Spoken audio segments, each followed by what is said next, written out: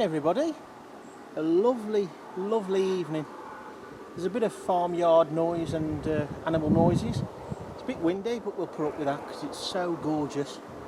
We're here in Shropshire and today is the final running in update for Webley Mark II. It's took me about 9 months. I've gone quite a bit past it now, but it's took me about 9 months to get it running fully due to being it up the backside with this one, and then Christmas and winter, not doing a lot, and then of course the virus. Currently we're just over 1800 miles and she's doing average all-round riding, commuting, a bit of higher speed stuff, just under 90 miles to the gallon.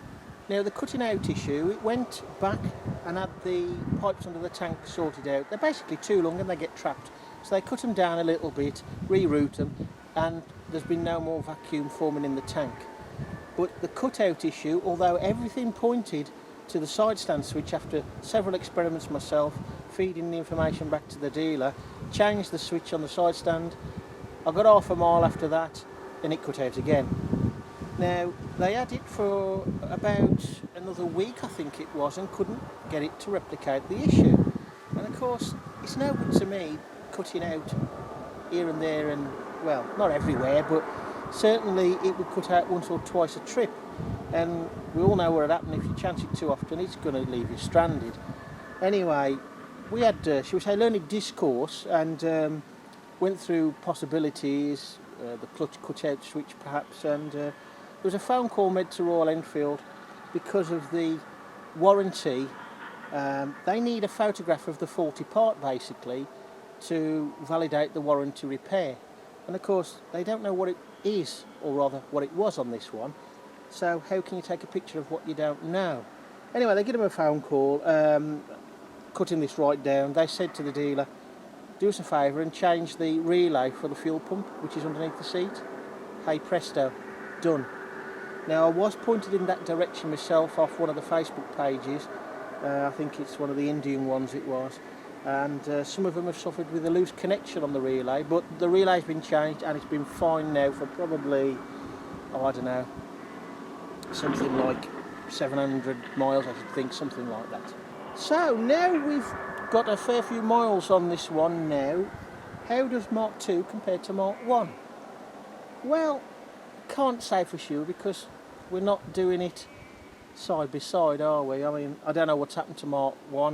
She was sold on eBay as like spares or repair, I suppose, and went for 2,100 quid. I don't know why. But this one does feel a little bit more torquey mid-range. That said, I haven't gone sort of 70 mile an hour for a long journey that much yet, but the little bit I've done, it does seem to be a little bit more buzzy at the higher revs. But the bonus is this headlight and screen on Webley Mark I and several of them, the headlamp unit inside, the holder if you like, can touch the inside of the headlamp shell, and that reverberates through the screen at about 4,750 RPM. This one doesn't do that. I have got a guard for the headlight to put on, but I'm loath to mess with that because I don't want to upset it, so yeah, whenever. A little simple mod I've done, and I meant to do this on Webley Mark I, it only happens about 2 or 3 times a year, but when it does, it's blinding, literally. The clamp up there for the Givey extension on the screen, it's at such an angle that, I say, 2 or 3 times a year the sun's in just the right position and it just shines straight back in your eyes. So I've put a bit of black tape on there. Another often commented problem, if you like, not a major problem, with Himalayans, is the clock steaming up. Now this one has steamed up a little bit. I always keep away from that area. I do jet wash the bikes, but it's more of a mist. I stand right back. This one, I think I've done it once, probably, and it's been a little bit dusty, but it's not overly dirty yet.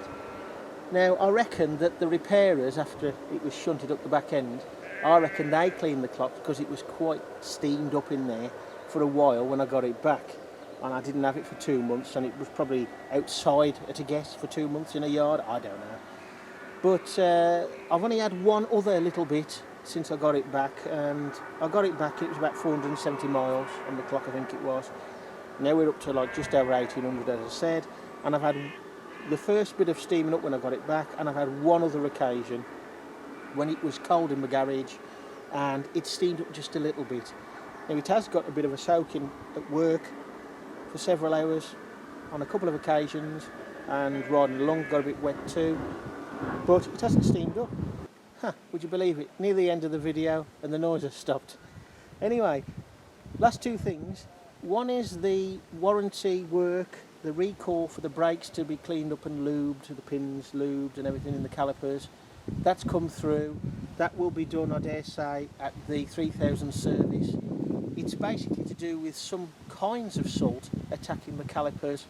Presumably it's in a quite bad way, more than they normally do, because I've had bikes, I've had all sorts of bikes. My one Yamaha, it was 5 months old and it seized up, front caliper seized up, so what exactly type of salt is causing that, I don't know, but it'll be done on the next service, which ain't that far away now, is it? I'm more than halfway towards that one. Lastly, I want to draw your attention to the back. I want to point something out to you. Let's have a look. And this is it, the National Road Rally 2020, postponed from the 4th and 5th of July because of the virus. Fingers crossed, all being well, as I'm filming this, it's a couple of days from when the entries reopen again. It's just a daytime one. The latest information suggests it's going to be start at 9 or 10 o'clock, I think it is. There's a bit more leeway to help with social distancing, so you don't have to all start at the same time. 9, 10 o'clock on the Saturday morning, 12th of September, and finish at, I think it's 10 o'clock on the night. Now, obviously, by the time you read this, the entries will be open, but it's all online. Check out the National Road Rally 2020 website. The link is down below. You can also see it there as well. That's it, folks. See you again soon.